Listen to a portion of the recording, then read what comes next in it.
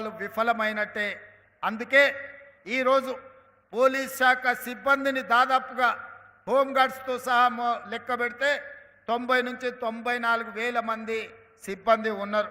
ఈ 90 నుంచి 94 వేల సిబ్బంది 4 కోట్ల ప్రజల్ని కాపాడడమే కాదు, సైబర్ క్రైమ్లో, డ్రగ్స్లో, టెర్రరిస్ట్ యాక్టివిటీస్ని నియంత్రించడంలో ఈ దేశానికే తలమానికంగా పనిచేస్తున్నారు.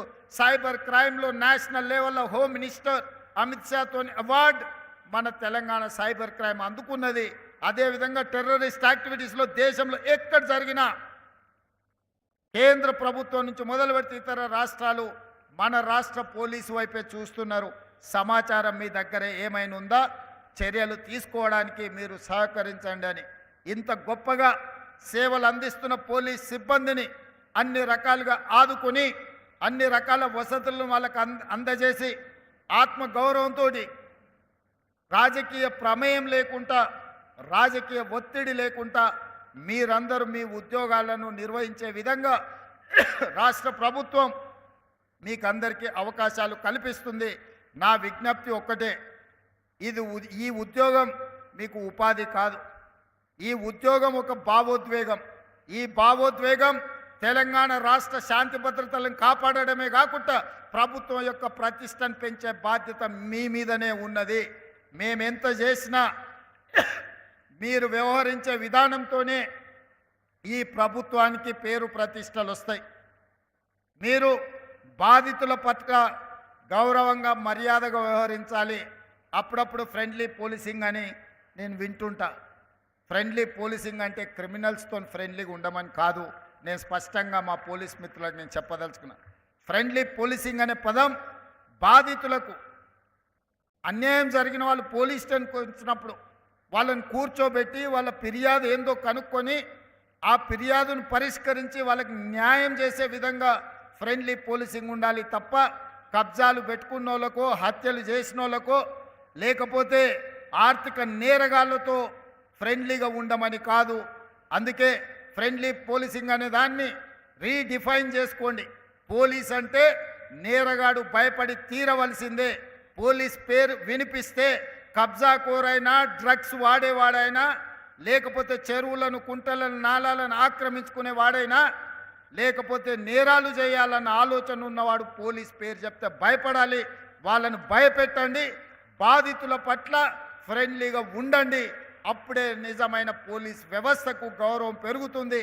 సమాజంలో అత్యధికంగా కష్టపడేది పోలీసు వాళ్ళే, కానీ అత్యధికంగా విమర్శలు ఎదుర్కొనేది కూడా పోలీసు వాళ్ళే. ఇది అందరు పోలీసుల వల్ల రావడం లేదు. కొద్దిమంది పోలీసుల వ్యవహారం అంత పోలీస్ వ్యవస్థకే చెడ్డ పేరు తెచ్చే విధంగా, విమర్శల్ని ఎదుర్కొనే విధంగా పరిస్థితులు ఉంటున్నాయి. కాబట్టి ఈ ప్రభుత్వంలో మీకు స్వేచ్ఛ ఉంటుంది. ఈ స్వేచ్ఛ ప్రజాస్వామ్యాన్ని కాపాడడమే కాదు, ప్రజలకు అందుబాటులో ఉండి బాధితులను ఆదుకునే విధంగా ఈ స్వేచ్ఛ మీకు ఉంటుంది. నేరగాళ్ల పట్ల కఠినంగా వ్యవహరించండి. కొంతమంది డాపు దర్పం ప్రదర్శించడానికి పోలీస్ స్టేషన్లకు వచ్చి హడావిడియో చేస్తే చక్కగా తీసి బొక్కలేయండి అని నేను చెప్పదలుచుకున్నా. పోలీస్ స్టేషన్కి వచ్చిన వాళ్ళు పోలీసుల పట్ల మొదట మర్యాదగా వ్యవహరించాలి. పోలీసులు వాళ్ళ పట్ల మర్యాదగా వ్యవహరించడం ఎంత ముఖ్యమో, పోలీస్ స్టేషన్కి వచ్చిన ప్రజాప్రతినిధి ఎవరైనా సరే పోలీసుల పట్ల కూడా మర్యాదగా వ్యవహరించాల్సిన అవసరం ఉన్నది. వాళ్ళు అమర్యాదగా వ్యవహరిస్తే మీరు మర్యాదగా ఉండడం వల్ల అది చేతగాంతనంగా కొన్నిసార్లు సమాజానికి సందేశం ఇచ్చిన వాళ్ళం అవుతాము. కాబట్టి ఈ విషయంలో మీకు స్పష్టత ఉండాలి. ఈ వేదిక మీద నుంచి పోలీస్ శాఖ సిబ్బందికి టాప్ టు బాటమ్ నేను ఇచ్చే ఇన్స్ట్రక్షన్ ఒక్కటే. బీయింగ్ అనే chief minister as well home మినిస్టర్గా నేను మీకు ఇస్తున్న ఆదేశం ఒక్కటే. పేదల పట్ల, సామాన్యుల పట్ల, బాధితుల పట్ల మీరు సానుభూతితో ఉండండి. వాళ్ళ సమస్యల్ని పరిష్కరించండి. నేరగాళ్ళు ఎంత వారైనా సరే, వాళ్ళ రాజకీయ నాయకులా, అధికారులా, లేకపోతే ఇంకెవరా, ఎవరిని చూడాల్సిన అవసరం లేదు. వాళ్ళ హోదా నేరగాడికి అప్లై అవ్వదు. ప్రోటోకాల్స్ కూడా నేరగాళ్ళకి అప్లై అవ్వవు.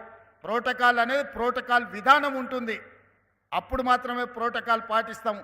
నేరగాళ్లకు ప్రోటోకాల్స్ పాటించడం మొదలు పెడితే మీరు మీ ఉద్యోగాలను చెయ్యలేరు. అలాంటి వారి పట్ల స్పష్టంగా వ్యవహరించండి. విధి విధానాలను పాటించండి. మీ డిపార్ట్మెంట్ సమస్యలు ఏ హోదాలో ఉన్నా మీ సమస్యలు మీ ఉన్నతాధికారుల దృష్టికి తీసుకెళ్ళండి. యూనిఫామ్డ్ ఫోర్స్ అంటే క్రమశిక్షణతో మెలిగే ఫోర్స్. క్రమశిక్షణతో ఉండాల్సిన ఫోర్సే క్రమశిక్షణకు విరుద్ధంగా వాళ్ళు కొన్ని కార్యక్రమాలు తీసుకుంటే డిపార్ట్మెంట్కు చెడ్డ పేరు రావడమే కాకుండా వాళ్ళ సమస్యలను పరిష్కరించాలంటే కూడా జటిలమైపోతుంది. ఏ లెవెల్ పోలీస్ సిబ్బంది అయినా మీ సమస్యల్ని మీ ఉన్నతాధికారుల దృష్టికి తీసుకెళ్ళండి. ఉన్నతాధికారుల దృష్టిలో తీసుకెళ్ళిన పరిష్కారం కానీ ఉంటే మా ఉప ముఖ్యమంత్రి గారు ఉన్నారు, మీరు ఎప్పుడైనా వెళ్ళి వారికి విజ్ఞప్తి చేయొచ్చు. వారి పైన కూడా ఇంకేదైనా సమస్య ఉంటే నేను సిద్ధంగా ఉన్నా, ఎప్పుడైనా మీ సమస్యలు వింటాను, మిమ్మల్ని కలుస్తాను. ఏదున్నా నా దృష్టికి తీసుకురండి. తెలంగాణలో ఉండే పోలీసులు సమస్యల్లో ఉండకూడదు. ఎందుకంటే సమస్యలతో వచ్చే ప్రజల యొక్క సమస్యలు పరిష్కరించే మీరు సమస్యల్లో ఉంటే సమాజానికే నష్టం జరుగుతుంది. మీ సమస్యల్ని పరిష్కరించే బాధ్యత నేను తీసుకుంటాను తెలియజేస్తూ మీ అందరి దగ్గర సెలవు తీసుకుంటున్నా. ధన్యవాదాలు మిత్రులారా.